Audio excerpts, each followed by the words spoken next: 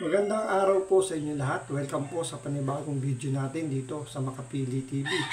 Ito ang pagkwento naman po natin ngayon dito, yung nakaraang video natin na kung saan inilabas ng St. Luke's na nagpa-drug test nga daw itong si dating senador, ngayon presidente natin si Bongbong Marcos, pero ang kanyang request ay urine test na ang itetest lang is yung cocaine.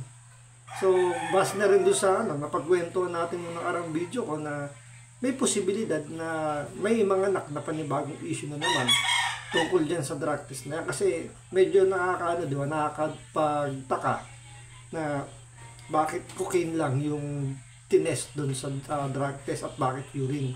Ngayon ito, ni-request po ng ibang mga kritiko o ng mga bungabatikos dito kay Pangulong Marcos na siya ay magpa-hair follicle test. Kasi yung urine test para sa drug test na yan, medyo hindi daw ganun ka-accurate kasi nga marami nagsasabi nga uminom ng gatas bago ka magpa-drug test. Pwedeng mawala yan kasi nga parang mapa-flash out lang din yan. Unlike kung hair follicle test yung gagawing test, lahat ng klaseng substance pwedeng ma-detect ng hair follicle test na yan. At the same time, mahaba yung period na yan. Kahit ano pang inuming sterilized na gatas dyan, hindi mabubura o hindi kagad. Sabi natin, may matitrace pa rin kung totoo man yung ganong klaseng proseso. Yun nga, kaya nga merong mga humihingi ng hair follicle test kasi nga hindi sila kumbinsido dun sa sa naging drug test sa St. Luke's. Kasi parang di ba yung sila Ping Lacson, kung di ako nagkakamali nga, base na rin sa video natin, doon sila sa PDEA nagpa-drug test at wala silang na-request kung anong substance lang yung iti-test sa kanila. Kasi kay Pangulong Marcos, nakakapagtaka talaga na bakit cocaine lang. Siguro dahil yun lang yung ibinabatong substance na di umano, yun daw yung ginagamit daw ni Pangulong Marcos. Pero kung magpapadrug test ka, bakit hindi mo pa lahatin para wala nang issue? Tulad na nangyari ngayon na nasisilip yan. So bago natin ito na yung itong discussion natin, kung hindi ka pa nakasubscribe sa Makapili TV, baka pwede naman pakipindot yung subscribe button. At the same time, palike na rin ng video, wala namang bayad yan, kaya pindot na. So ito, panoorin po natin itong mga hinihinging kumbaga isinisigaw ngayon ng mga kritiko ni Pangulong Marcos na siya ay magpa-hair follicle test. Karapatan ng publikong malaman ang tunay na kapasidad ng isang halal na opisyal para pamunuan ng bayan, lalo't higit kung ang Pangulo na ng bansa ang pinag-uusapan. Nalumabas nga ang isyu ng umano'y paggamit ni Pangulong Marcos ng iligal na droga ay marami ang napatanong. Kaya pa ba niyang maging leader ng bansa sakalit totoo nga ito? Kaya naman ang hamon pa-hair follicle test ito lalong tumitindi. Sabi nga ni Attorney Harry Roque, kung tutusin madali lang naman sumailalim dito. Yun lang ay kung wala namang itinatago si Pangulong Marcos. Narito ang balita. Totoo naman yan Parang matatapos lang naman yung issue na yan kung magpapadrug test ka. Parang sinasabi nga nila dyan, sige, addict ka. Pero kung makapaglabas ka dyan ng isang drug test negative result at nanggaling sa isang sabihin natin, PDEA, NBI, galing mismo sa government institution, hindi private para wala tayong, kung ba walang masilip, is gawin mo. Kung talaga naman totoo ka sa sarili mo na hindi ka gumagamit, wala kang itinatago, ano yung mahirap doon? Diba parang ikaw na nag-a-apply ng trabaho, diba? Tapos require ka ng ina-applyan mo, sabihin parang kung titinan kita, parang ang addict, sige nga magpa-drug test ka pag nag-negative ka, saka tayo ulit mag-usap. So, kung wala kang itinatago, pwede ka sumagot kagad na, yes, sige po, walang problema. Pero kung nasasagot mo, teka lang po, karapatan ko pong hindi magpa-drug test, bakit nyo ako hihingan yan? So, doon pala may pagdududa na. Katulad na ng nangyayari dito ngayon na bakit cocaine lang yung ipinadrug test mo, at the same time, bakit yun lang yung pinatest mo? Bakit yung hindi yung pinaka-accurate o yung pinaka-sinasabi nga nila ito yung pinakamatibay na pwedeng para matigil na once and for all yung mga haka-haka na sinasabing ito nga si Pangulo Marcos ay gumagamit nga ng illegal droga. Ni Jane Cudnita. Kung walang itatago, napakadali naman niya, magbigay ka na ng buhok mo dyan. Suportado ni dating presidential spokesperson Attorney Harry Roque ang panawagan kay Pangulong Bongbong Marcos na sumailalim ito sa hair follicle test. Ayon kay Roque, hindi matutuldukan ang agam-agam ng publiko na posible umunong gumagamit nga ito ng illegal na droga kung patuloy na iiwas sa panawagan ng taong bayan ang Pangulo.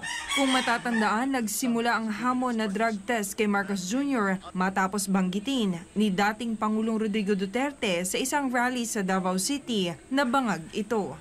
Mas tumindi naman ang panawagan matapos ilabas ng political vlogger na si Maharlika ang pre-operation report ng PIDEA noong 2012 kung saan kabilang sa target ang nooy senador na si BBM.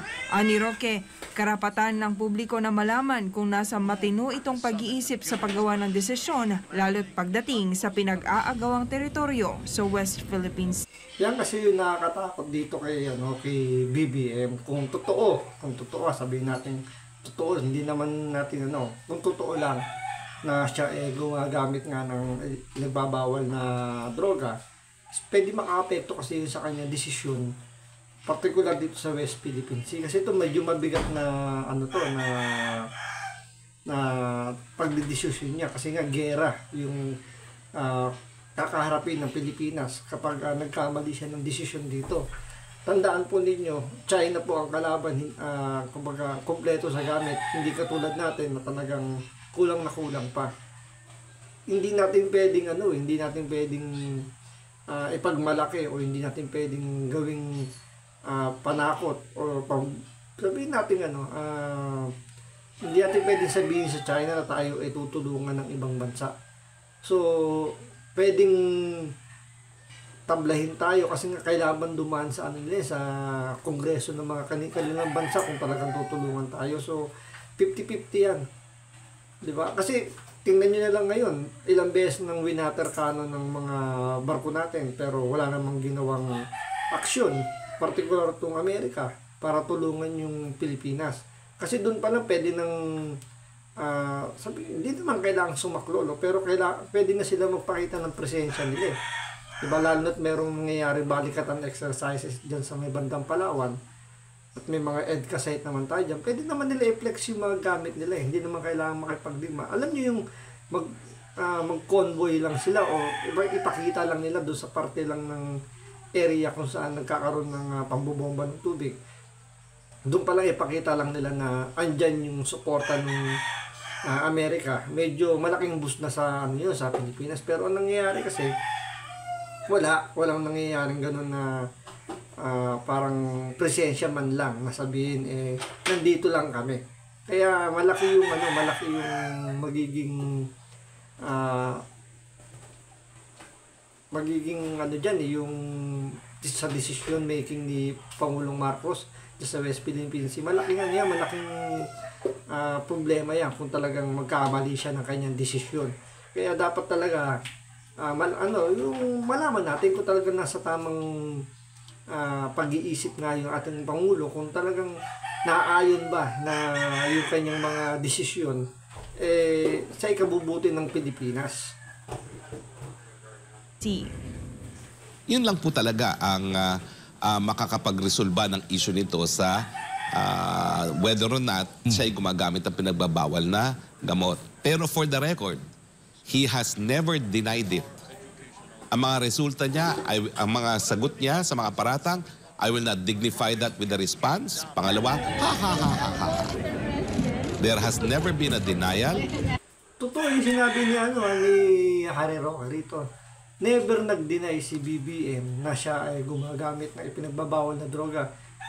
Pansinin niyo sa mga interview niya, kahit before nung election day, nung presidential election noong nakaraan, never niyang dininay na gumagamit siya ng pinagbabawal na droga. Sinasabi niya lang na hindi daw niya kailangang patunayan.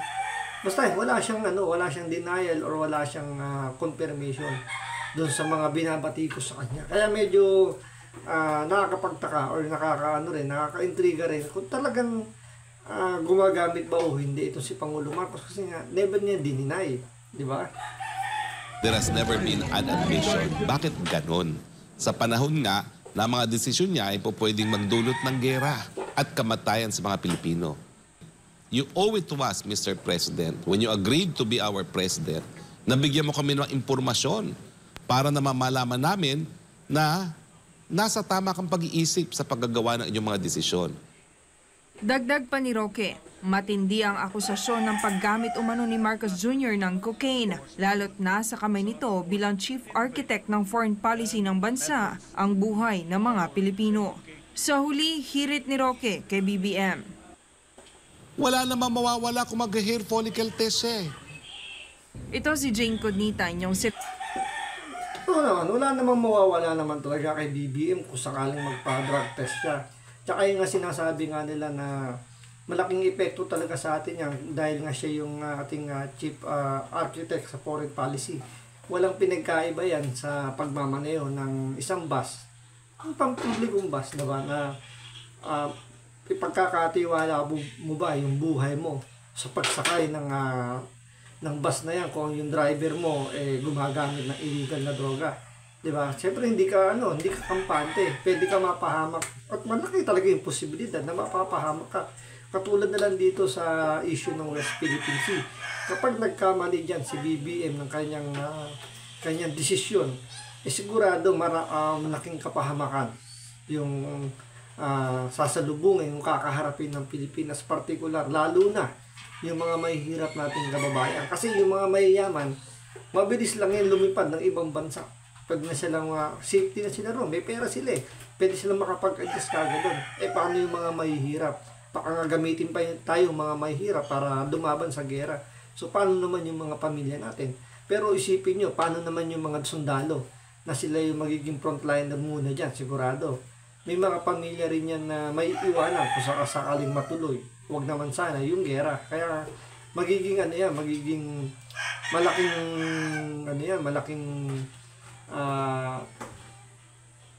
problema yan kapag nagkamali talaga si PBM ng kanyang desisyon dito sa West Philippine Sea. Kaya sana tapusin niya yung issue na yan. Once and for all, matapos yan, drug test lang talaga yung makakapagpatigil sa issue na yan. So abangan natin kung ano yung magiging sagot dyan ng Malacanang at ni BBM. So maraming salamat po sa panonood. Ingat po kayo lagi.